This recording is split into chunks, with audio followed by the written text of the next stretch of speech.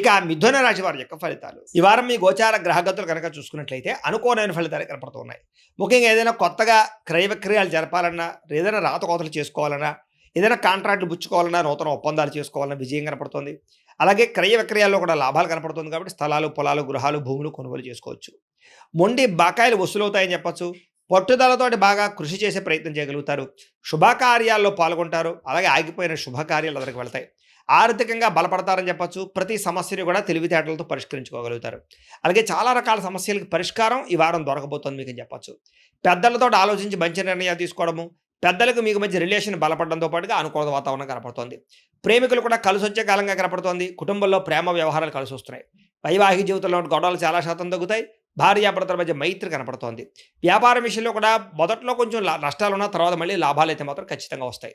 Private ఉద్యోగస్తులకి కష్టానికి తగ్గ లాభం అయితే కనపడుతుంది. ప్రతిఫలం కనపడుతుంది. ప్రేమికుల మధ్య అన్యోన్యత ఏర్పడుతోంది. అలాగే ఎవరైతే శిక్షణా తరగతులు పాల్గొంటారో వాళ్ళందరికీ కూడా మంచి శిక్షణ, అలాగే దానికి సంబంధించి కోర్సుల్లో జాయిన్ అయ్యే వారికి కోర్సుల్లో మంచి ప్రావీణ్యత రాబోతోందని చెప్పొచ్చు. ప్రభుత్వ ఉద్యోగస్తులకి మాత్రం ఇబ్బందులు తగ్గుతాయి. ప్రశాంతంగా కాలం గడుపుతారని చెప్పొచ్చు. ఉద్యోగపరమైనటువంటి సమస్యల నుంచి బయటపడగలుగుతారు. స్త్రీలకి భర్తతో జాగ్రత్తగా ఉండడం మాత్రం మంచిది. ఇష్టమైనటువంటి వస్తువులు కానీ, వాహనాలు కానీ కొనుగోలు చేసుకోగలుగుతారు. బ్యాంకు రుణాలు తీర్చగలుగుతారు. విలువైన వస్తువులు, వాహనాలు కొనుగోలు చేసుకునే అవకాశాలు కనపడుతున్నాయి. తల్లిదండ్రుల నుంచి సంక్రమించ